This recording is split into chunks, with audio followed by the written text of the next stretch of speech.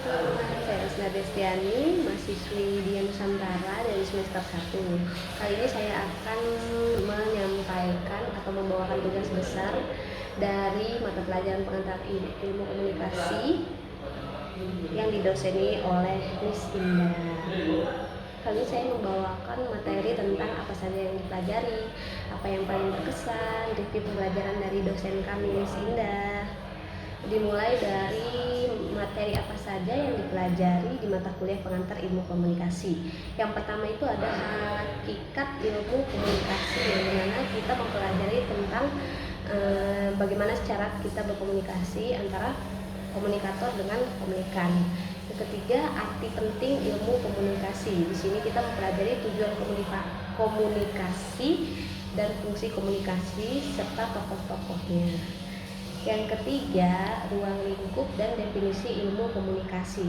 Di sini kita mempelajari tentang ruang lingkup komunikasi yang berkonteks komunikasi itu ada permasalahannya, ada sejarahnya, dan lain-lain.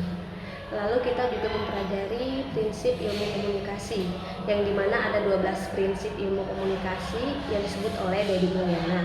Dari prinsip pertama yaitu komunikasi sebagai suatu proses simbolik, hingga prinsip ke-12 komunikasi bukan panacea untuk menyelesaikan berbagai masalah.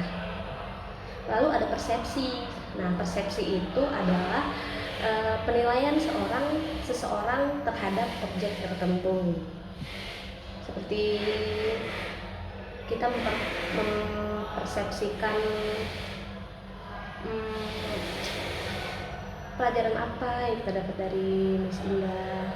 Lalu ada model komunikasi, yaitu terdapat model-model yang ditampilkan dari linier satu arah seperti model Aristoteles, lalu ada model Laswell dari Shannon dan Weaver, ada model komunikasi sirkular dua arah seperti model Deffler, model Scrums, lalu ada model Kota-Sofot, ada model Newcomb, lalu model komunikasi spiral atau helikal seperti model Dance, lalu ada model Nobel-Newman, lalu ada model Tufts, hingga model lainnya seperti model Bernoulli.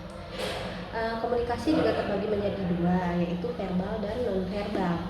Komunikasi verbal itu menyampaikan pesan melalui tulisan ataupun lisan. Komunikasi non-verbal seperti gestur tubuh, aksi, objek, dan lainnya. Kalau komunikasi tulisan itu bisa kita lihat dari artikel-artikel, lalu koran, seperti itu. Lalu dari sosial media juga termasuk komunikasi verbal. Lalu kalau untuk yang non-verbalnya, kita komunikasi melalui gestur tubuh. Seperti kalau di Italia itu, kalau ini kita kan oke, tapi kalau di Italia ini adalah bahasa yang kasar.